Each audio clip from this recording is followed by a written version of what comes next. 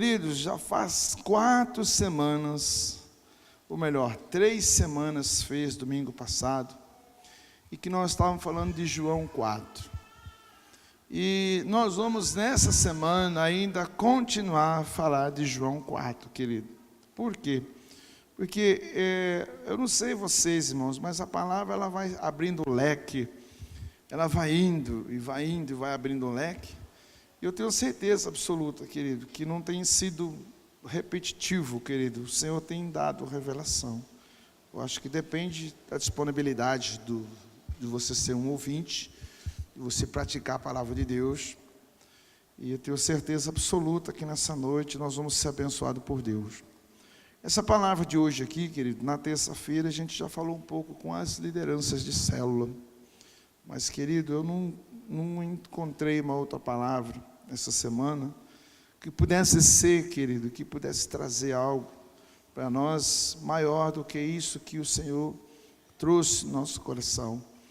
Então eu queria compartilhar com os irmãos novamente, lá no Evangelho de João, no seu capítulo 4, do versículo 39 ao 42, mas especificamente nós vamos falar sobre o 42, mas eu queria ler com os irmãos João capítulo 4, no versículo 39 até o 42, o Evangelho de João, o capítulo 4, versículo 39 até o 42. Pela 4ª semana, o Arthur falou uma semana na minha ausência aqui, aí eu voltei e falei 1 semana, 2 semanas, e agora nós vamos pela 4ª semana consecutiva em João 4, querido. Longe de mim, querido, não existe a pretensão de fazer isso. Mas um missionário americano que veio no Brasil e ajudou muitas igrejas brasileiras, na época que ele passou por aqui, eu estudei na escola em que ele era o diretor, mas que ele faleceu logo e não foi nem possível ser ministrado por ele. Mas o missionário Bernard Johnson, só em João 17, ele tinha 20 ministrações. Só em João 17 ele tinha 20 ministrações, uma mais linda do que a outra. Então a palavra de Deus, irmão, se você for pegar cada versículo, você vai indo, e Deus é bom. Então, nós estamos em João 4 e poderíamos ficar outras semanas, mas vamos deixar por aqui aquilo que o Senhor está por falar no nosso coração. Culto de Santa Ceia, um culto abençoado por Deus. João 4, versículo 39 até o 42, diz assim: muitos dos samaritanos naquela cidade creram nele por causa do testemunho da mulher. Amém ou não? Repita assim comigo: por causa do testemunho da mulher. Amém? Disse-me tudo o que tem feito. Aproximando-se dele os samaritanos, rogaram-lhe que permanecesse com eles, e ficou ali por 2 dias. E por causa das suas palavras, muitos mais creram nele. Diziam a mulher: já não é pelo teu dito que nós cremos,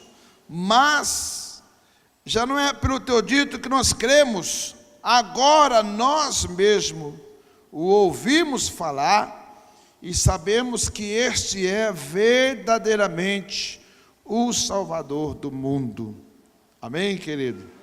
Amém ou não? O versículo 42, vou ler de novo, diz assim: diziam a mulher, os samaritanos diziam à mulher: já não é pelo teu dito que nós cremos, agora nós mesmos o ouvimos falar, e sabemos que este é verdadeiramente o Salvador do mundo. Amém? A palavra Salvador do mundo aí, como a gente já falou sobre isso, é a revelação para os samaritanos, e que poderia evidentemente ir por muito mais caminhos, querido. Queridos, na semana passada e retrasada, nós falamos aqui sobre adoração, sobre adoradores, e a gente insistiu nisso por 2 semanas, para que os irmãos pudessem ter a oportunidade de não ter dúvida de que quando a Bíblia, o Senhor fala, Ele procura por verdadeiros adoradores, nós colocamos aqui que uma pessoa, para ele ser um adorador, para ele ser encontrado como adorador, ele tem que firmar os irmãos, não é isso? Tem que firmar os irmãos, firmar os irmãos. E aí, se os irmãos não fizerem isso, a adoração ela se torna vazia e se torna uma mentira. Nós falamos sobre isso, mas eu queria falar agora, querido, do poder de Deus, também, do poder de Deus. E para mim falar nessa noite aqui do poder de Deus sobre a igreja, eu preciso falar um pouco sobre o versículo de João 42, porque ele é muito bom. Então eu queria trazer aqui algo que eu escrevi hoje a respeito desse versículo. Vamos prestar atenção, olha. Poderia se esperar deste samaritano uma fé restritiva. O que é uma fé restritiva? Lá em João capítulo 1, versículo 11, a Bíblia fala assim, olha, e ele veio para o que eram os seus e os seus não receberam. O judeu, querido, se você observar, por exemplo, até mesmo por conta dos apóstolos, lá em Atos, se você olhar para os próprios apóstolos, querido, você vai perceber que o judeu, ele tinha uma posse de Jesus, como se Jesus Cristo viesse só para o judeu. Se não fosse, querido, o fato de que o próprio judeu que matou Jesus, nós estávamos em maus lençóis, como diz o ditado. Por quê? Porque Jesus, a um determinado momento, ele veio atrás das ovelhas perdidas de Israel. Então, o ministério de Jesus aqui na terra, querido, ele foi todinho direcionado só para os israelitas. Então, Jesus era judeu e ele veio só para os judeus, Mas os judeus, querido, eram um povo de coração duro, eram um povo presunçoso, muitos arrogantes, sobre os quais eles não receberam Jesus e ainda assim mataram Jesus na cruz do Calvário. O que se cumpriu a palavra de Deus desde Gênesis, querido. Aí então entrou quem? Entrou os gentios. Mas, querido, se você observar lá em Atos dos Apóstolos, por exemplo, o Pedro, ele começou a pregar para os judeus, mas ele recuou. Por quê? Porque Pedro ele começou a pregar, querido, para os não-judeus. Ele começou a pregar, querido, também para os gentios. Quando ele foi chamado para ir numa casa fazer uma oração, né? Uma casa ali fazer uma oração, ele foi convidado para ir pregar, querido, também para o não-judeu. Mas o Pedro recuou. Aí Deus teve que levantar o apóstolo Paulo para pregar aos gentios. Então, por exemplo, os samaritanos, como eu já expliquei para os irmãos aqui, eram uns judeus que tinham misturado as raças, e por conta disso eles deixaram de ser judeu. Então eram os judeus rejeitados. Ele morava na Samaria, a parte baixa de Jerusalém. Ele era um povo excluído. Eles não eram judeus, porque eles tinham sido expulsos, porque eles tinham se misturado. Agora observem bem os irmãos, quando Jesus chega lá para os samaritanos, ele ainda é o Jesus dos judeus. E os samaritanos, eles poderiam agora falar assim, ó, ele é Jesus dos judeus, nós éramos samaritanos rejeitados, fomos reintegrados novamente, e agora Jesus é nosso também. Não, a visão dos samaritanos, ela abriu. Por quê? Porque eles foram e falaram assim, ele é o Salvador do mundo. Então, o que acontece? Eles já tinham uma visão diferenciada. Então, deixa eu continuar aqui, senão eu vou atropelar o que eu escrevi aqui, olha. Poderia se esperar desses samaritanos uma fé restritiva, tendo como Salvador somente de judeus e agora de samaritanos, mas declararam que ele era o Salvador do mundo, no versículo 42. Converteram-se os samaritanos, havia poucos dias, mas possuíam uma visão missionária. Na verdade, a sua visão mostrou muito mais ampla do que os próprios apóstolos. Aí, o que acontece? Observe bem comigo. Os apóstolos andavam com Jesus, eles tinham Jesus, eles realizavam milagres com Jesus, eles foram discipulados por Jesus, eles tinham tudo muito mais de Jesus. Mas isso muitas vezes não significa muito, se a pessoa não tiver uma visão ampla, querido, do reino de Deus. Se a pessoa não tiver uma visão, querido, do significado, do propósito de Jesus na sua vida. Se a pessoa, querida, ela for uma pessoa, por exemplo, uma pessoa que estuda muito, uma pessoa que aprofunda muito, que estuda tudo, e formado em teologia, bacharel, quanta, e fala o grego, e fala tudo, mas se ele não tiver a visão, querido, a visão do reino de Deus, ele não é nada. Por quê? Você já imaginou uma pessoa cheia de conhecimento? Já imaginou uma pessoa cheia de conhecimento? Olha, eu vou falar uma coisa para você. Teve um tempo que a igreja passou por esses caminhos. Alguns irmãos mais velhos aqui, na fé, algumas pessoas podem, com certeza, concordar comigo. Eu tive um amigo meu, que ele se formou numa das maiores escolas de teologia em São Paulo. Ele pagou um preço alto para ir para lá. Aí ele se formou na escola, ele fez bacharel na escola. Você sabe o que aconteceu com ele, irmão? Ele está desviado. Você sabe por quê? Porque ele conversou comigo e falou para mim: pastor, não tem uma igreja aqui na nossa região que eu possa ir. Eu falei: por quê? Porque toda igreja que eu vou está tudo errado. O pastor prega errado, os irmãos adoram a Deus com o hino errado, é tudo errado. Aí eu pensei comigo, eu falei: meu Deus, o camarada, ele é um professor, ele é um camarada tão inteligente, mas ele não tem visão. Aí quando ele ia falar que vinha aqui na igreja, eu falei: irmão, por favor, não vá na igreja que eu sou pastor. Ele falou: por quê? Eu falei: porque está tudo errado.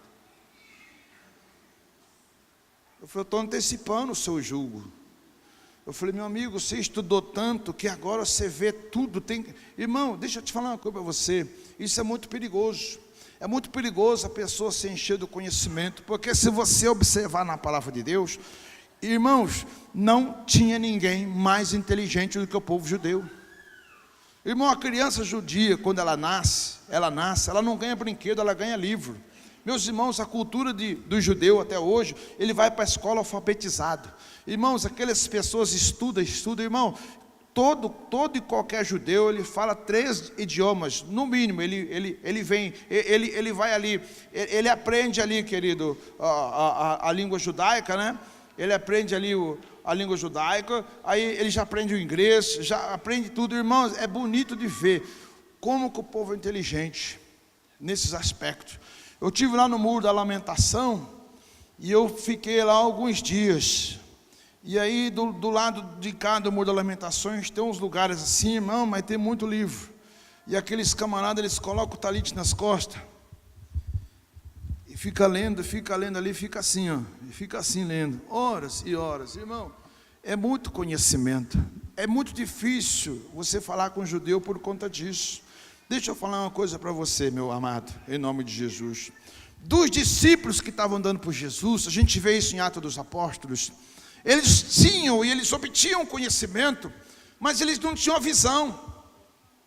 A visão, irmão, a visão é algo que ela mexe, ela muda. O camarada, quando ele tem visão, ele vê o negócio, querido, ele vai além, querido. Ninguém vê o que ele vê. Um bom empreendedor, por exemplo, ele vê coisas onde ninguém vê. Ele olha, ele vê muito maior. E aí na igreja não é diferente. Então qual que era a diferença dos samaritanos rejeitados? É que eles não tiveram aquela questão de trazer para si, mas eles tiveram uma visão maior. Uau! Aí eles veem Jesus e falam assim: oh, verdadeiramente o Senhor Jesus Cristo é o Salvador do mundo. E aquilo ali é muito forte, querido, é uma revelação extraordinária. Aquilo ali, o que é que acontece ali? Por quê? Porque eles vêm e eles fazem aquela afirmação. E qual que é a afirmação? Jesus, ele é o Salvador do mundo. Então, o que aconteceu com os samaritanos? Olha aqui para mim, irmãos, presta atenção. 2 dias, tiveram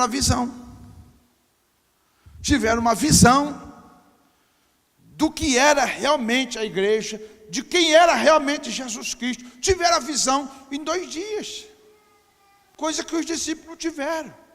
Não é uma crítica, é só uma comparação. Você sabe por quê, meu amado? Nós vamos falar hoje exatamente sobre isso. Jesus, ele chegou aqui em Samaria, mas aqui no livro de João fala qual foi o caminho que Jesus chegou em Samaria. E eu queria ver com os irmãos o caminho que Jesus fez até chegar em Samaria, que está aí em João capítulo 2, versículo 23. João capítulo 2, versículo 23. O caminho, que marca, é interessante acompanhar o roteiro, o caminho que levou Jesus até a Samaria. É muito interessante, que vamos falar sobre isso. Capítulo 2, versículo 23, fala o seguinte: estando ele em Jerusalém, durante a festa da Páscoa, muitos viram os sinais miraculosos que faziam e creram no seu nome. Amém ou não? Amém, querido? O interessante é que aqui, a estadia dele em Jerusalém, se você observar antes, ele foi lá, ele purificou o templo, expulsou os cambistas, tudo, e o judeu falou assim: mostra, revela para nós quem você é. E ele não foi em cima da palavra, mas ele ficou em Jerusalém, e lá em Jerusalém ele manifestou o poder dele, e muitos creram, querido. Por quê? Porque Jesus fez aqui sinais miraculosos. Então, para ele chegar até Samaria, ele passou por Jerusalém. Agora, querido, subindo ainda para Samaria, para chegar até a Samaria, no capítulo 3, versículo 23, capítulo 3, versículo 22, desculpa. No capítulo 3, versículo 22, ele percorreu um caminho que não foi um caminho convencional, porque ele saiu de Jerusalém, ele deu a volta, ele foi até a Judéia, que diz aí o versículo 22 de João capítulo 3. Depois disso, foi Jesus com seus discípulos para a terra da Judéia, aonde permaneceu algum tempo com eles e o que? Batizava. Amém, querido? Se você perceber também, foi nesse texto aqui, e que houve uma dissimulação, uma discussão entre os discípulos de Jesus e os discípulos de João, porque os discípulos de João ficaram muito ofendidos. Por quê? Porque Jesus, ele tinha sido batizado por João, e agora ele já foi e ele já batizava com seus discípulos. Aí os discípulos de João chegou até João e falou assim: João, você sabe aquele cara, olha para você ver como é que é a falta de visão. Sabe aquele camarada, aquele ser humano que você batizou ele algum tempo atrás? Ele está batizando agora também, e tem batizado muitas pessoas, João. Aí João pegou e falou para o seu discípulo assim: escuta, eu não falei para vocês que aquele que eu batizei, eu não era digno de desatar as correias das suas sandálias? Eu não disse para vocês que ele era o Cordeiro de Deus? Eu não disse para vocês que eu vim somente para preparar o caminho, porque eu não sou o Cristo? Convém o quê? Que Jesus cresça e que eu diminua. A diferença, querido, a diferença, a visão, querido, ela amplia o entendimento das pessoas. Então Jesus, ele foi até a Judéia, querido, e lá na Judéia ele realizou muito batismo. Então nós temos o que aqui agora? Nós temos assim: Jesus, para chegar em Samaria, ele passou em Jerusalém. E o que aconteceu lá em Jerusalém? O que ele fez em Jerusalém? Vamos ajudar eu. Muito o que, querido? Milagres. Foi miraculoso o que ele fez lá. E agora na Judéia, o que ele fez, irmão? Vamos comigo. O que ele fez, irmãos? Batizava. Todo mundo está comigo ou não? Ele batizava. Agora, querido, aqui em João 4:4, João 4:4. Olha o que diz João 4:4. E era necessário passar por onde? Por Samaria. Era necessário ele passar por Samaria. Essa palavra aqui, na minha tradução, era necessário, a sua pode estar diferente, mas essa palavra aqui, ela dá a entender o que, querido? Jesus, ele sabia o que ia acontecer em Samaria, mas Jesus, ele estava ensinando algo muito, muito, muito mais profundo para os seus discípulos. Jesus estava ensinando algo para os seus discípulos, querido, que deveria ficar marcado na mente dos discípulos aqueles ensinamentos. Então, Jesus Cristo, ele vai, vamos recapitular, ele passou lá no capítulo 2, versículo 23, passou em Jerusalém e fez muitos milagres. Agora, lá na Judéia, ele foi e ele batizou muitas pessoas. Agora diz a Bíblia aqui no 4, que 4:4, que era necessário passar por Samaria. Agora, o que aconteceu lá em Samaria, querido? Qual foi, querido, o episódio que marcou a vida de Jesus em Samaria? Qual foi? Foi Jesus e a mulher samaritana, que era a mulher que tinha 5 maridos, o que ela tinha agora não era dela, que era a mulher que foi buscar água por volta do meio-dia, porque não podia encontrar com as outras mulheres. Foi ali então que nós vimos o que? Através de Jesus, a maior manifestação, sabe do que? Do amor. A maior manifestação de Jesus do amor foi com a mulher samaritana.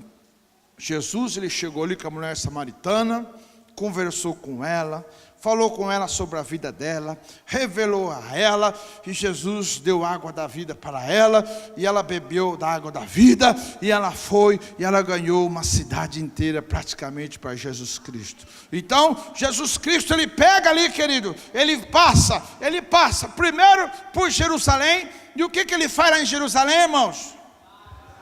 Muitos milagres, amém ou não?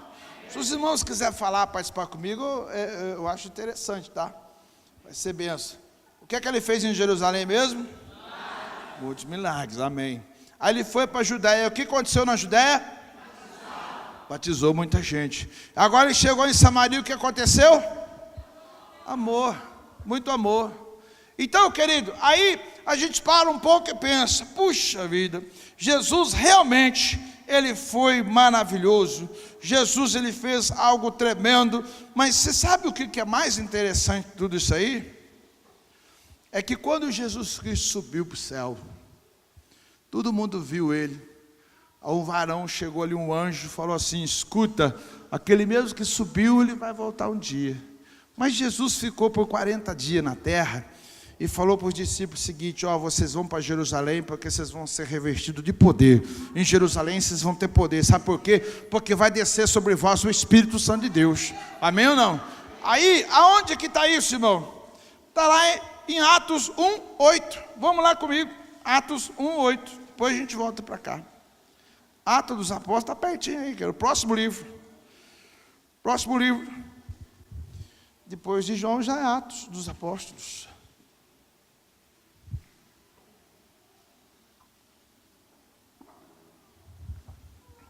O que é que nós encontramos em Atos dos Apóstolos 1:8?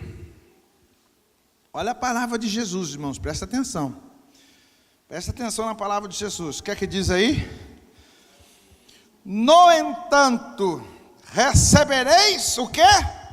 Poder, ao descer sobre vós o Espírito Santo, e sereis minhas testemunhas, tanto em Jerusalém, como em toda a Judéia e Samaria e até os confins da terra. Amém ou não, queridos? Amém ou não?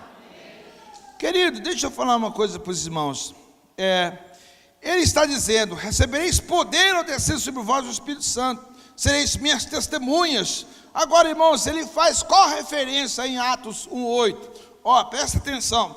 Vocês vão receber poder ao descer sobre vós o Espírito Santo, e vocês vão ser minha testemunha. Aonde que ele fala? Jerusalém, na Judéia, Samaria e nos confins da terra. Então, o que é que Jesus está dizendo aqui para os discípulos? Falou assim, ó, vocês precisam de ter visão. Vocês têm tudo, tudo que eu dei para vocês. Eu te dei autoridade, eu cuidei de vocês, eu discipulei vocês, eu formei vocês. Mas agora o Espírito Santo vai vir, e quando o Espírito Santo vier, vocês vão ter visão. Visão, vocês vão enxergar, vocês vão ver de fato algo na tua vida. E a referência de Jesus está lá para João 4,42, onde os samaritanos falaram assim: verdadeiramente o Senhor é o Salvador do mundo. Amém, meu querido? Amém ou não, meu amado? Amém, querido? Glória a Deus. Agora, meu amado, presta atenção. Você ter Jesus, vir na igreja, participar da igreja, mas não ter visão, não adianta nada. Não vai adiantar nada. Por quê? Porque Jesus fala agora para o discípulo: olha, vai descer sobre vós o Espírito Santo, e Ele vai dar muito poder para vocês. Poder para vocês ser o quê? Testemunhas. Você sabe o que significa isso, irmãos? Significa que essa palavra serve para nós, sobre o seguinte contexto, presta atenção. Você sabe o que Jesus está querendo para os dias de hoje? Você sabe o que Jesus está procurando para os dias de hoje? Uma igreja que adora Ele em espírito e verdade. Você sabe o que Deus está procurando hoje? Uma igreja, irmãos, que pode ser testemunha. Deus está procurando pessoas, sabe, para fazer o quê? Para fazer diferença. Para fazer a diferença. Agora, sabe, querido, que nós vamos falar um pouco sobre isso aqui? Atos 1:8, vamos lá de novo. No entanto, recebereis poder ao descer sobre vós o Espírito Santo, e sereis minhas testemunhas em Jerusalém. Você sabe o que Jesus está dizendo aí, querido? Ele está falando assim para os discípulos. Olha aqui para mim, por favor. Jesus está falando assim para os discípulos: ei, vocês estão lembrados do que aconteceu lá em Jerusalém? O Espírito Santo vai vir sobre vocês, e vocês vão ser testemunha, igual eu fui lá em Jerusalém. Sabe o que vai acontecer com vocês? Vocês vão realizar grandes milagres. Então, o que Jesus está dizendo para a igreja hoje? Que a igreja, querido, para a igreja ela ter, querido, realmente, para ela ser testemunha, ela precisa ter poder, meu amado. Se a igreja não tiver poder, ela não consegue ser testemunha. Então, Jesus, ele fala assim para os discípulos: olha, vocês vão receber o Espírito Santo, e Ele vai trazer poder, e vocês vão ser testemunhas, sabe aonde? Lá em Jerusalém. Seria como se Deus estivesse dizendo para nós hoje: a igreja de hoje, ela não vai sobreviver, ela não vai ser referência, ela não vai ser testemunha, ela não vai conseguir mudar a situação do mundo, ela não vai conseguir romper, se ela não for uma igreja poderosa. Ela precisa ser uma igreja poderosa. Agora, o que é poder aqui, meu amado? Vamos falar do que é poder aqui, querido, trazendo sobre essa revelação, que nós estamos falando de abrir, o quê? Abrir a visão. Meu amado, você sabe o que é a igreja poderosa? Deixa eu mostrar para você aí, Romanos. Vamos aí comigo, Romanos capítulo 1. Romanos capítulo 1, versículo 16 e 17.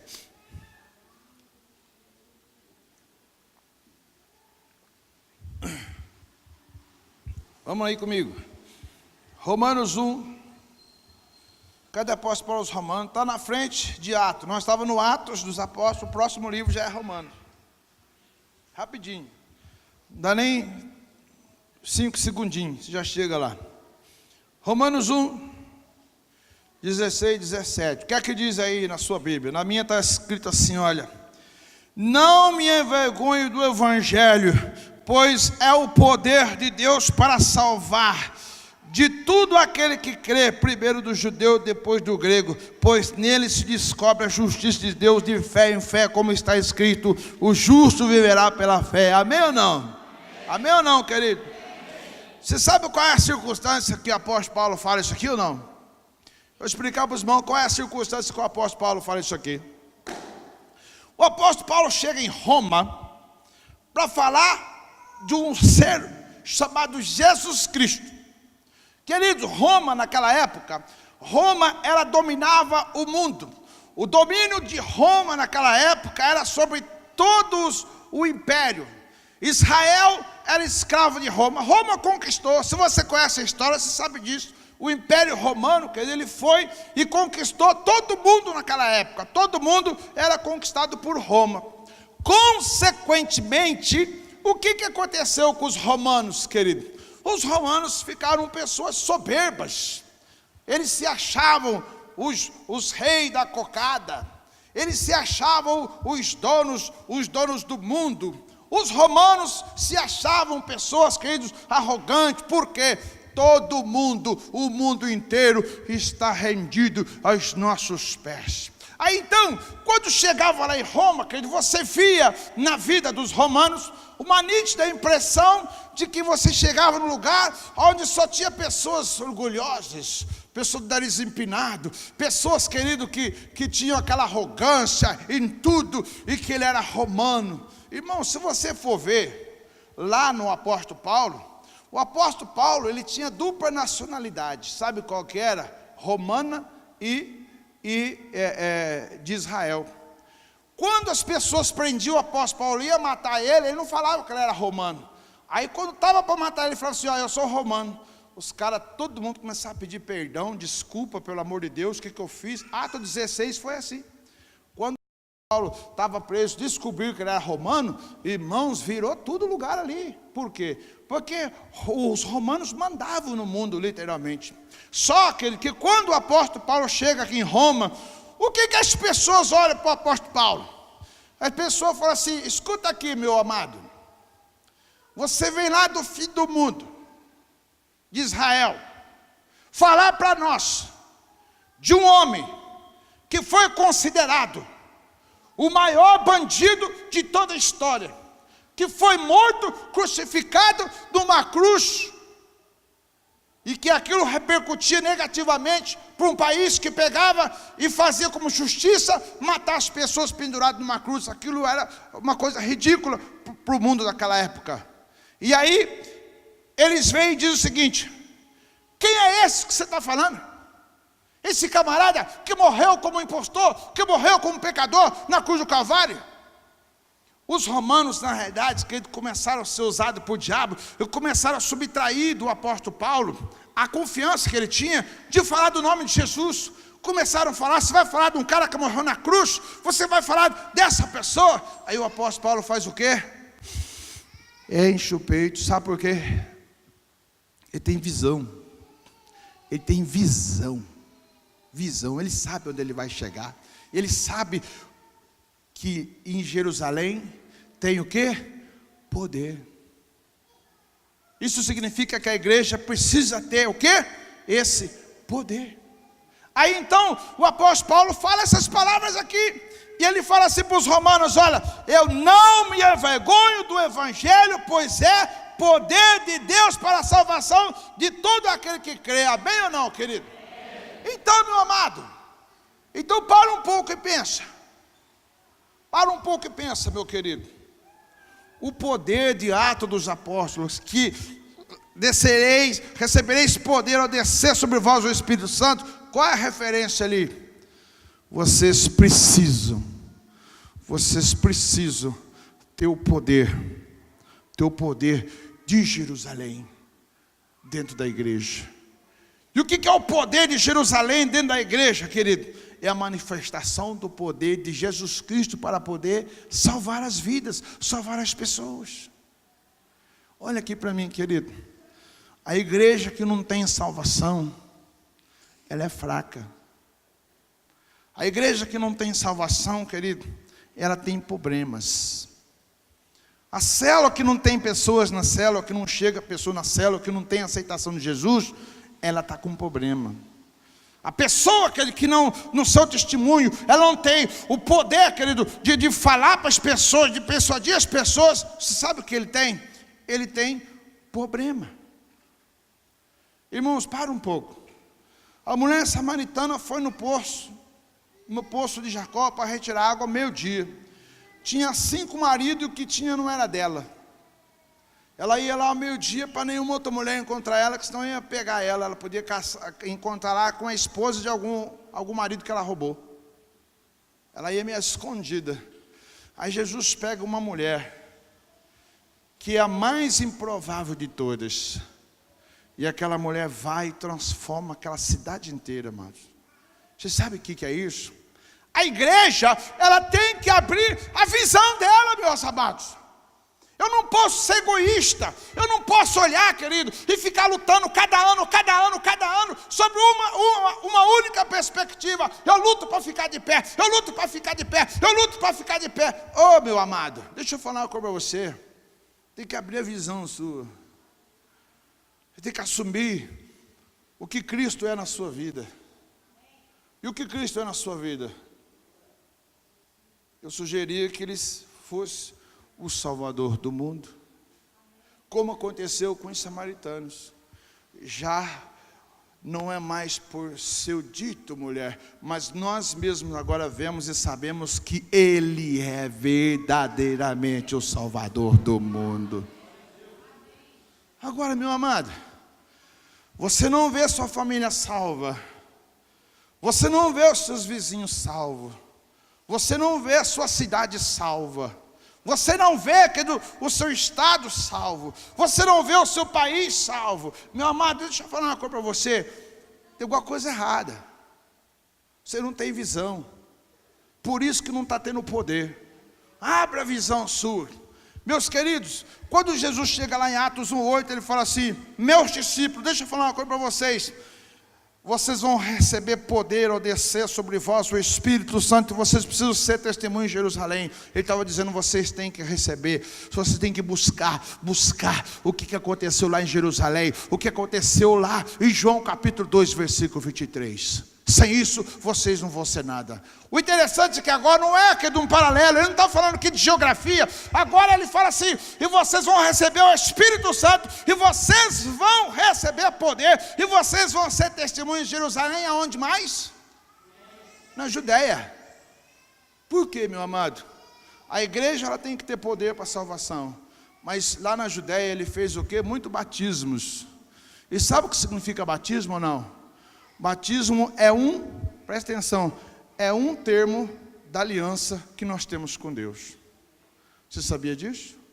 O batismo é um termo da aliança que nós temos com Deus. Então o que Jesus está dizendo para os discípulos? Vocês vão receber o Espírito Santo, vocês vão ter poder de Jerusalém, mas vocês precisam ter a aliança da Judéia, que é a aliança do batismo. Agora, irmãos, eu vou falar para os irmãos do termo da aliança, que não vai gastar 1 hora, mas eu vou falar só alguns versículos que eu acho muito importante, que está em Romanos mesmo aí, capítulo 6, querido, desculpa, capítulo 8, não, deixa eu ver, 6 mesmo, Romanos capítulo 6, para que você compreenda o que Jesus estava dizendo, para os seus discípulos. Olha o que ele estava dizendo aí. Romanos capítulo 6, versículo 3 a seguir. Olha o que diz. Ou não sabeis que todos quantos fomos batizados em Cristo Jesus, fomos batizados na sua morte, de sorte que fomos sepultados com Ele pelo batismo na morte, para que, como Cristo ressurgiu dentre os mortos pela glória do Pai, assim andemos nós também em novidade de vida. E se fomos plantados com Ele na semelhança da sua morte, também o seremos no da sua ressurreição. Pois sabemos isto, que o nosso velho homem foi com Ele crucificado, para que o corpo do pecado seja desfeito, a fim de não servirmos mais ao pecado, porque aquele que está morto, presta atenção, porque aquele que está morto está justificado do pecado. Ora, se já morremos com Cristo, cremos que também com Ele viveremos para a glória do Pai. Amém ou não? Amém, meus amados? Pode aplaudir Jesus por conta disso, que é muito forte isso, meu amado.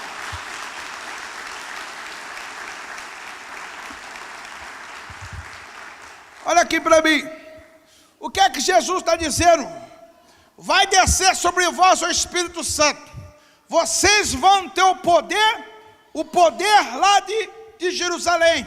Vai ampliar a visão. E vocês vão ver o milagre acontecer. Mas para vocês ver o milagre acontecer, vocês precisam entender que é necessário fazer aliança. Uma igreja que não tem alianças, querido, uma igreja que não vive o termo da aliança, ela não vive. Por que ela não vive, querido? Por que a igreja não vive? Amados, olha bem para você ver. O poder do Espírito Santo manifestado na vida dos discípulos só aconteceria, querido, sobre esse termo aqui, esse termo da aliança. O que é o batismo, então? O que é o batismo, querido? O batismo é uma aliança.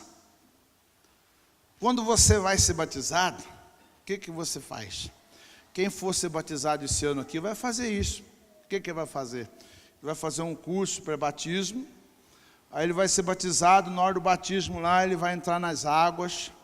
Aí vai ser perguntado para ele assim: escuta, é de livre e espontâneo você ser batizado? A pessoa que quer batizar vai dizer sim. Aí é falado assim no batismo: você promete obedecer ao pastor, à igreja, à doutrina da igreja? A pessoa promete: então, segundo a sua confissão, eu te batizo em nome do Pai, do Filho e do Espírito Santo. Aí que mergulha a pessoa na água e tira a pessoa. Não quer dizer que o pecado fica na água e que aquilo ali limpou o seu pecado. Não. O que purifica você do pecado é a sua confissão diante de Deus, de você confessar e você mudar a sua postura. Mas o batismo, junto com a sua confissão, ele demonstra o quê? Você morreu com Jesus e você ressuscitou com Jesus e agora você é nova criatura. Aí o apóstolo Paulo está trazendo aqui a importância. Para você ter uma visão, presta atenção aqui, meu amado.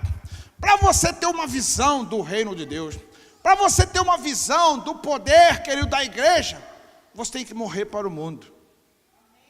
Por quê, meu querido? Se você não morrer para o mundo, você não nasceu de novo. Então eu pergunto para os irmãos: o que é prioridade para você? O que é prioridade para você, meu amado? Deixa eu completar essa pergunta aqui para você. Se o que for prioridade para você tiver nesse mundo aí, eu quero te dar uma informação nessa noite: você está perdendo o seu tempo. Porque Jesus falou assim: no mundo tereis aflição. Jesus falou: o mundo jaz do maligno. Quando ele fala que é o salvador do mundo, está falando de vidas, de pessoas, de almas, não de coisas.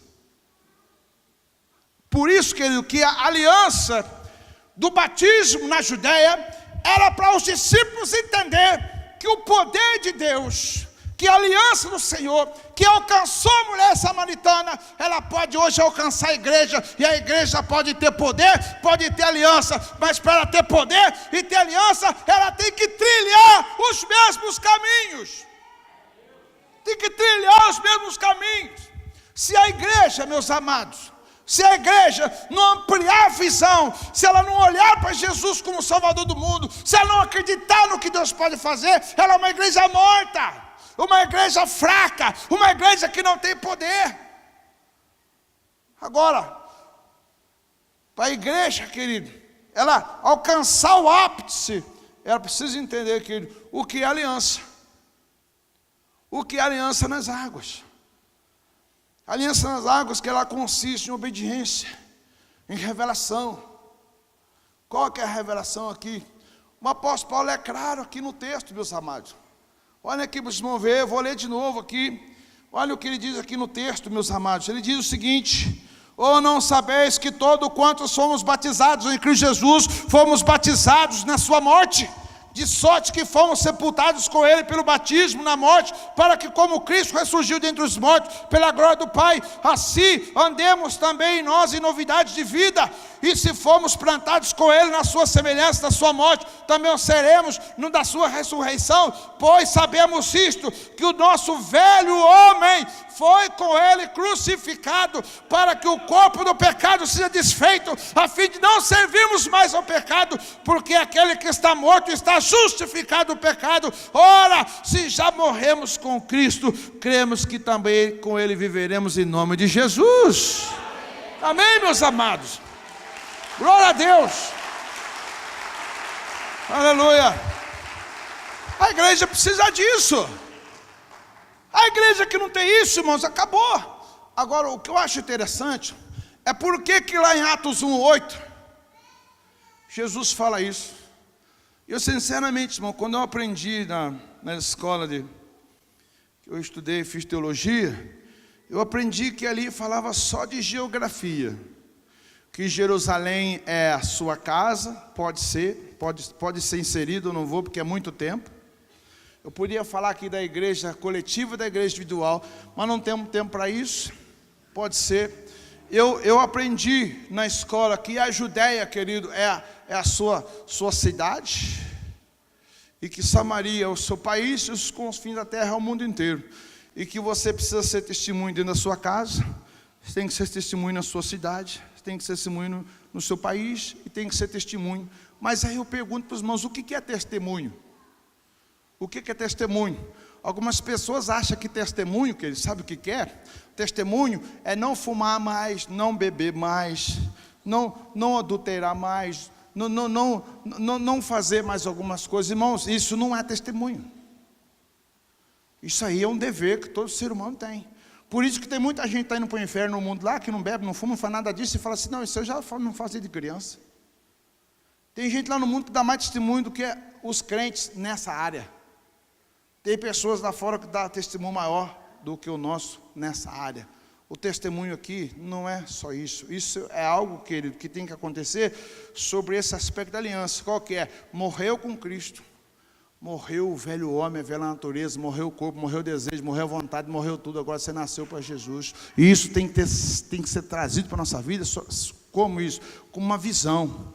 Então Jesus falou assim para os discípulos, vocês vão receber poder do céu ao descer sobre vós o Espírito Santo, mas vocês têm que ser testemunho igual foi lá, igual eu fui com vocês lá em Jerusalém, igual eu fui com vocês lá na Judéia, e agora onde? Em Samaria. Amém ou não, querido? Vamos lá comigo, Atos 1:8, né? O que é que diz em Atos 1:8? Vou ler novamente com os irmãos aqui. Atos 1:8 diz o seguinte: no entanto, recebereis poder ao descer sobre vós o Espírito Santo, sereis minhas testemunhas, tanto em Jerusalém como na Judéia e Samaria. Agora a coisa pega. Samaria, quem estava dizendo para os discípulos aqui, vocês têm que ter poder, vocês têm que ter aliança, e vocês precisam amar as pessoas. A igreja, olha aqui para mim, por favor, querido. A igreja precisa ter o quê? Então, ela tem que ter poder para salvação, tem que ter aliança, e ela tem que ter o quê? Amor. Uma igreja que não ama, ela é uma igreja hipócrita. Nós estamos aprendendo. Eu não posso garantir hoje que a gente ainda está vivendo esse ápice, querido. Porque, querido, o amor que fala na Bíblia não é o amor que nós estamos acostumados. É um amor diferente. É o amor ágape, querido. É o amor que você ama através de Jesus Cristo, sem pedir nada em troca. É um amor genuíno, querido. Não tem como descrever em comparação. Então, nós não conseguimos ir, mas estamos conseguindo que a igreja vai ter tudo isso em nome de Jesus. Amém ou não? Aí ele cita o quê? Era necessário, lá em João 4,4, passar em Samaria.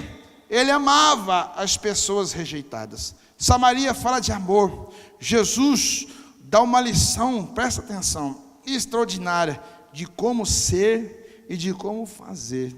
Amém? Talvez alguém ache que isso seja fácil, mas não é fácil. Mas, irmãos, eu notei algumas coisas aqui importantes, que falam o seguinte, olha, essa mulher samaritana anônima, que a gente não sabe nem o nome dela, fala assim, ó, mulher samaritana, é anônima, tá?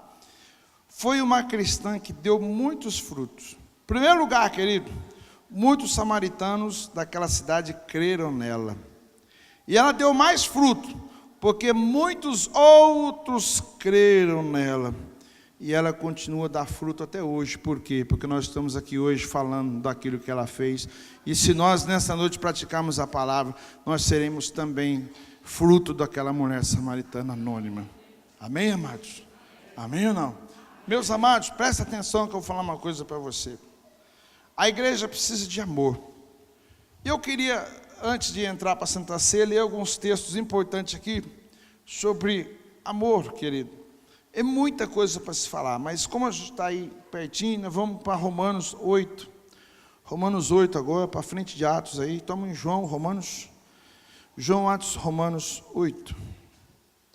Que é um versículo que dá para se pregar só nesse versículo, muitas coisas aqui, mas eu queria compartilhar com os irmãos aqui. Romanos, capítulo 8. Vamos aí comigo, por favor, querido. É importante isso. Romanos 8, a partir do 31. O cântico da vitória. Amém, amados? Romanos 8, a partir do versículo 31, diz assim o apóstolo Paulo: que diremos, pois, acerca destas coisas? Se Deus é por nós, quem será contra nós? Aquele que nem mesmo a seu próprio filho poupou, antes o entregou por todos nós, como não nos dará também com ele todas as coisas? Olha o importante agora. Quem fará, ou quem intentará acusação contra os escolhidos de Deus? É Deus quem os justifica. Quem os condenará? Pois é Cristo quem morreu. Ou antes, quem ressurgiu dentre os mortos, o qual está à direita de Deus e também intercede por nós. Quem nos separará do amor de Cristo? A tribulação, ou a angústia, ou a perseguição, ou a fome, ou a nudez, ou o perigo, ou a espada. Amém, amados? Agora eu quero que você preste atenção, sabe aonde? No 36. Olha a revelação no 36 aí. Olha a revelação do 36. Presta atenção na revelação do 36. Como está escrito: por amor de ti somos entregues à morte o dia todo, somos considerados como ovelhas para o matadouro. Amém ou não? Sabe, querido, quem é que está falando isso aqui? É o próprio apóstolo Paulo. Quando ele cita aqui: quem poderá nos separar do amor de Cristo? Ele é o avalista. Ele é o avalista, porque ele teve a visão de alcançar as pessoas e de se tornar um grande discipulador daquelas pessoas. Quando a gente lê isso aqui, meu amado, você lê aí, você começa a ler aí do 33, vai dizendo: quem fará qualquer contra os escolhidos de Deus? É Deus que os justifica. Quem os condenará? Pois é Cristo quem morreu, ou antes, quem ressurgiu dentre os mortos, o qual está à direita de Deus e também intercede por nós. Quem nos separará do amor de Cristo? A tribulação, a angústia, a perseguição, a fome, a nudez, ou o perigo, ou a espada. Como está escrito: por amor de ti somos entregues, por amor de ti somos entregues à morte todo dia. De quem que o apóstolo Paulo está falando aqui? De quem que ele está falando aqui, meu irmão? Olha aqui para mim. Está falando dele. Dele. Como está escrito: por amor de vocês, eu, apóstolo Paulo, me entrego à morte todos os dias. Você sabe o que é isso, irmãos? É o amor que Jesus Cristo falou lá de Samaria. É o amor que está faltando dentro da igreja. É o amor que está faltando entre os cristãos. É isso que está faltando. Aí o apóstolo Paulo acrescenta: nós também, como está escrito, fomos considerados ovelha, aonde? Que diz aí? Olha, ele fala também: fomos considerados como ovelhas para o matadouro. O que o apóstolo Paulo está dizendo aqui? Eu estou disposto todos os dias morrer por vocês. Se você olhar, por exemplo, o perfil do apóstolo Paulo, irmãos, ele foi espancado, apedrejado, sofreu 3 naufrágios, foi picado por serpente, foi preso N vezes, ele foi preso. Irmãos, apanhou na praça pública, sofreu, e aí ele diz o seguinte aqui: olha, ninguém vai separar vocês do amor de Deus, ninguém vai separar, ninguém pode separar vocês, sabe por quê? Olha aqui, eu estou aqui pronto para servir a minha vida, para morrer no teu lugar. Amém, amado? O que é que Jesus quer dizer em Atos 1:8 então? Vocês vão receber poder ou descer sobre vós o Espírito Santo, mas vocês vão precisar, como igreja, vão precisar dos milagres de Jerusalém, vão precisar da aliança de Judeia e vão precisar do amor de Samaria, para você se tornar realmente uma igreja abençoada por Deus. Amém, amados? Agora, meu querido, vamos um pouco mais à frente aí, Romanos mesmo, querido, Romanos mesmo agora, só capítulo 13, vamos falar uma descrição do apóstolo Paulo aqui, que ela é muito forte em Coríntios 13, mas aqui em Romanos 13 também fala, Romanos 13, a partir do versículo 8 ao 12, o amor ao próximo, Romanos capítulo 13, versículo 8 ao 12, olha o que o apóstolo Paulo diz aqui, olha, presta atenção, vamos falar de visão. A ninguém devais coisa alguma, a não ser o amor, com que vos ameis uns aos outros, pois quem ama seu próximo cumpriu com a lei. Amém? Com efeito, não adulterarás, não matarás, não furtarás, não darás falso testemunho, não cobiçarás, e se há algum outro mandamento, tudo nesta palavra se resume: amarás ao teu próximo como a ti mesmo. O amor não faz mal ao próximo, de sorte que o cumprimento da lei é o amor. E fazer isto, conhecendo o tempo, e já é hora de despertarmos do sono, porque a nossa salvação está agora mais perto de nós do que quando aceitamos a fé. A noite é passada e o dia é chegado. Rejeitemos, pois, as obras das trevas e vistamos das armas da luz. Amém ou não, querido? Amém ou não?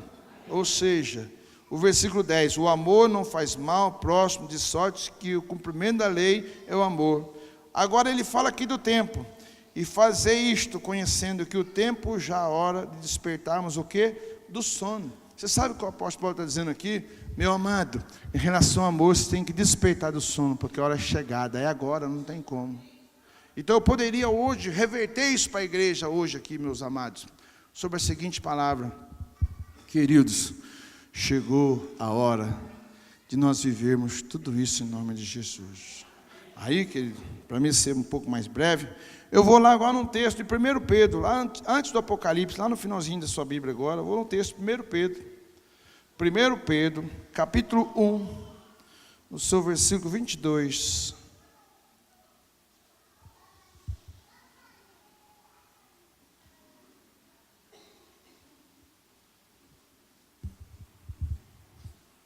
Primeiro Pedro, capítulo 1, versículo 22.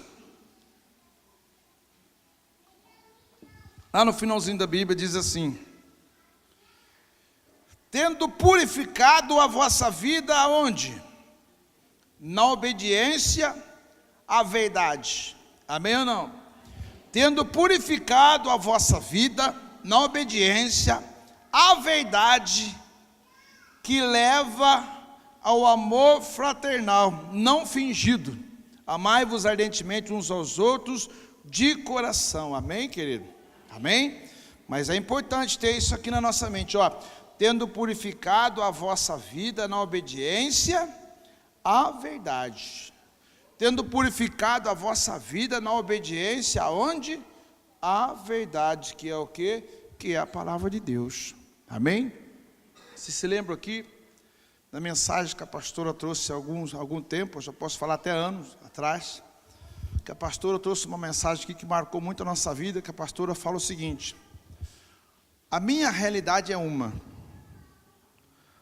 a verdade de Deus é outra, mas o grande desafio meu é fazer o quê?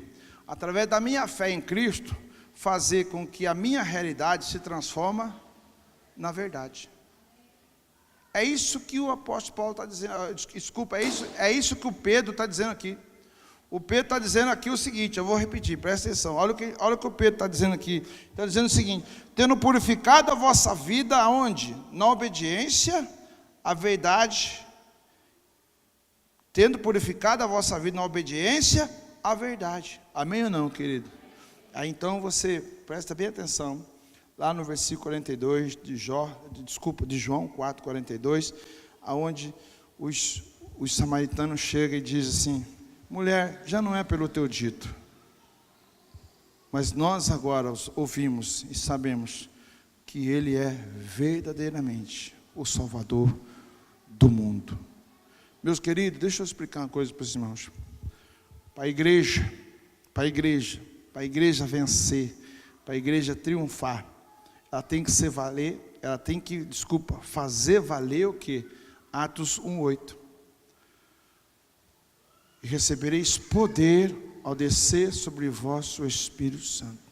É muito importante. O poder, ele vai fazer o quê? Vai abrir a nossa visão. E quando abrir a nossa visão, nós vamos entender que a igreja tem que ter. A igreja tem que ter poder para salvar vidas. A igreja tem que ter aliança do batismo, a igreja precisa disso, e a igreja precisa de muito amor, amém? Aí, querido, quando a igreja ela tiver isso, poder para salvar as pessoas, quando a igreja tiver aliança, quando a igreja estiver alicerçada nisso, quando a igreja estiver vivendo o amor de Deus, o que vai acontecer, meus amados? Nós vamos ser testemunha também, sabe aonde? No mundo. No mundo. Irmãos, você sabe que eu estava sonhando esses dias? Qual o país que nós vamos abrir nossa próxima igreja? Estava sonhando, irmão. Tem alguém aqui que fala inglês fluentemente? Espanhol? Chinês? Baiano? Tem alguém que fala baiano aqui? Brincadeira, viu? Baianada é brincadeira. Tem alguém que fala aqui? Ninguém fala nada aqui? Meu Pai do céu. A língua dos anjos, tem quem fala a língua dos anjos aqui? Amém. Então, se fala a língua dos anjos, é meio caminho andado, o resto vai vir, amém. Querido, estava sonhando, sabe o que eu estava sonhando, querido? Me permita nessa noite aqui. Eu estou vendo, em algumas famílias na igreja, um brilho diferente no rosto. Eu estou vendo, querido, eu estou indo nas células, fazer a supervisão de células, eu estou vendo algo acontecer nas células.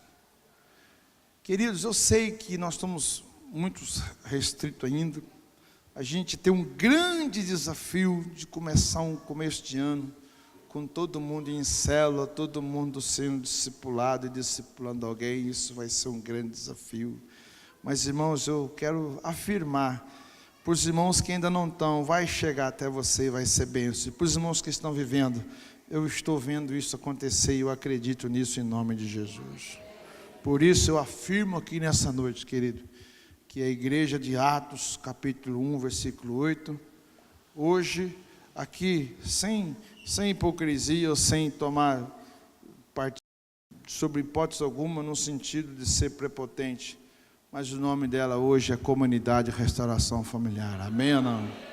Então, queridos, é o caminho que nós estamos trilhando, é o caminho que nós vamos chegar.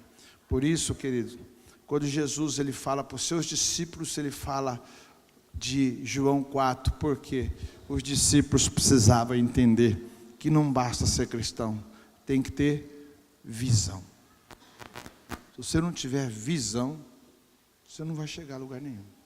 Visão, principalmente do que Cristo significa para você, da onde você vai chegar, em nome de Jesus. Amém, querido? Amém ou não? Amém. Queridos, nós vamos já participar para a mensagem, para a ministração da Santa Ceia. As horas são passadas E eu não quero falar mais nada em cima disso, até porque, querido, a Santa Ceia também é um termo da aliança. Quando a gente fala de aliança, a Santa Ceia é apresentada também como um termo de aliança. Por quê, querido? Porque lá na aliança, a Santa Ceia, ela nos arremete para Cristo lá na cruz do Calvário. Amém ou não? Então, o que é a Santa Ceia? O apóstolo Paulo fala o seguinte: a Santa Ceia, ela é para trazer a memória, a lembrança do Cristo crucificado na cruz do Calvário. E quando a gente olha assim para uma cruz, lá no Velho Testamento, falando só um pouquinho para dar um entendimento, quando Deus ele fez o homem sua imagem e semelhança, presta atenção, irmãos, Deus fez o homem sua imagem e semelhança, e Deus confiou, deu toda a autoridade. Aí o homem pecou, o homem pegou a autoridade que Deus deu e entregou para o diabo através do pecado. Aí o que o Adão fez? O Adão foi lá, catou umas folhas assim, e cobriu a nudez dele com folha. Aí Jesus veio, Deus veio, né, e falou: Adão estava escondido. Deus falou: quem te mostrou que você estava nu? Aconteceu aquele processo todo. E a folha, querido, a folha ela não cobre a nudez. Aí o que é que Deus fez?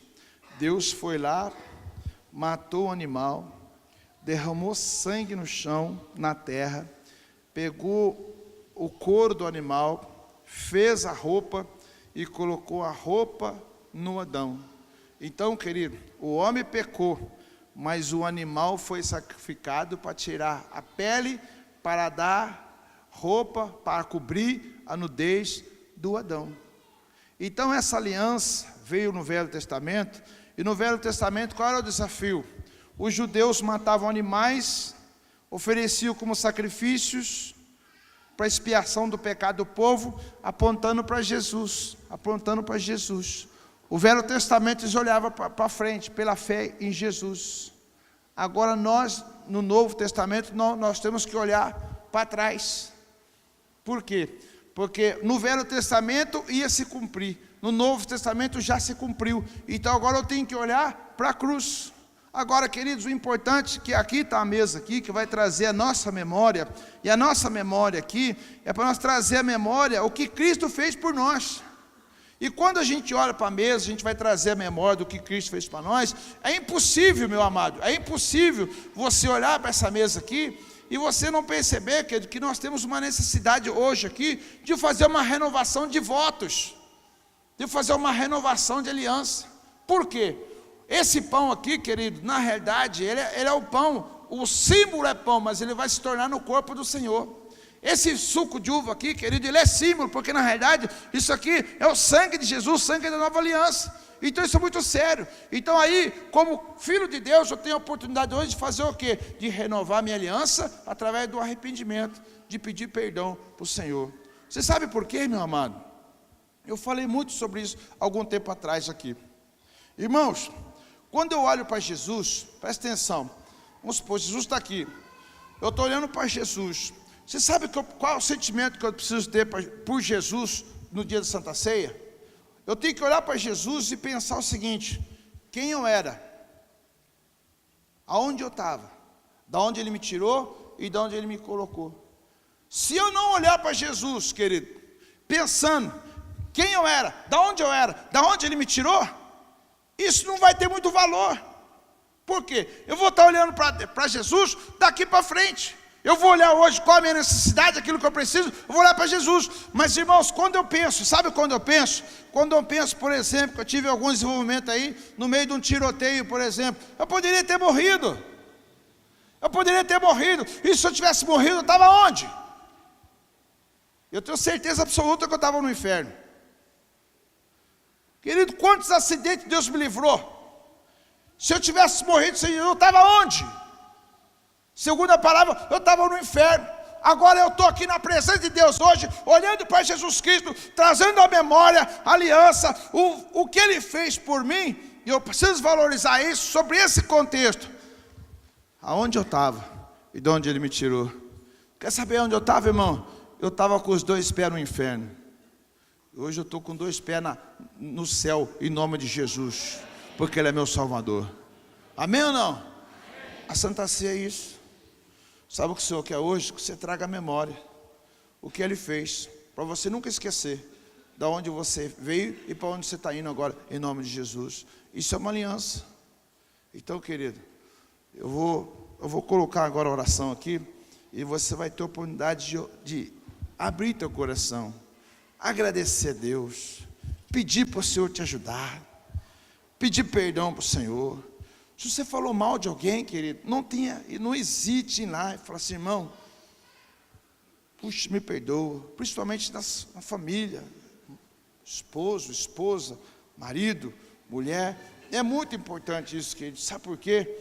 Porque o arrependimento é que vai fazer valer o ato, querido, de nós pegarmos aqui e nós participarmos da Santa Ceia. Então, meu querido, eu quero pedir ajuda para os meninos do som aí. Ele vai colocar uma música aí para você refletir um pouco a respeito da aliança. Aonde você estava? Aonde Deus tirou você? Querido, a palavra fala assim, em 1 Coríntios capítulo 11, e tendo dado graça, versículo 24 diz assim: tendo dado graça, partiu disso, isso é meu corpo que é entregue por vós, fazei isto em memória de mim. Semelhantemente, depois de cear, tomou o cálice, dizendo: esse cálice é a nova aliança do meu sangue, fazei isto em memória de mim. Semelhantemente, depois de cear, tomou o cálice, dizendo: este é o cálice da nova aliança do meu sangue, fazei isto todas as vezes que bebedes em memória de mim. Querido, com seus olhos fechados, eu queria que você tivesse um momento com Deus, um momento de reflexão, de você renovar, obrigado, de você renovar a tua força, de você renovar a tua aliança com Deus. Queridos, o que Jesus é para você? Da onde Jesus te tirou? O que Ele fez com você? O que Ele fez por você? É muito importante nessa noite, querido, você interagir com o Espírito Santo de Deus. Pai, em nome de Jesus, nessa noite, Senhor Jesus Cristo, nessa noite nós queremos abrir nosso coração diante de Ti, dizer, Jesus Cristo, que nós somos pecadores, Pai. Não há bem algum em nós, Pai. A nossa única esperança hoje é pelo Teu Espírito Santo. A nossa única esperança hoje, Pai, está na fé, na palavra, na Sua graça, na Sua misericórdia, Pai. Porque segundo a Tua palavra, Senhor Jesus Cristo, nós estamos lutando, Papai querido, lutando a cada dia para Te servir como exemplo, Pai, como testemunha Tua, Senhor Jesus Cristo. Senhor, nossos olhos, nossos pensamentos, nossa boca, nossos ouvidos têm nos levado por lugares que nós não gostaríamos de ir, mas nesta noite, meu Pai querido, eu quero Te pedir no nome de Jesus Cristo, perdoa os nossos pecados, Pai. Renova as alianças nessa noite, meu Pai querido. Muitas vezes, Pai, nos tornamos reféns dos nossos sentimentos, dos nossos desejos, Pai. Pai, nessa noite nós queremos Te pedir, perdoa, Senhor. Perdoa o nosso pecado, nossa fraqueza. Perdoa a omissão. Perdoa, meu Pai querido, nessa noite, renova. Como igreja, nos perdoe também, Senhor Jesus Cristo. Nós queremos nessa noite fazer parte do Teu corpo, Pai, da Tua igreja, da Tua aliança. Purifica os nossos corações, Pai. Nos conduza pela vereda da justiça, pelo amor do Seu nome, Pai. Resplandeça sobre nós a luz da Tua glória. Reflete em nós, Pai. Prospera o nosso coração, meu Pai querido. Eu Te peço nesta noite, meu Senhor, em nome de Jesus Cristo, Pai. Em nome de Jesus. Amém, querido?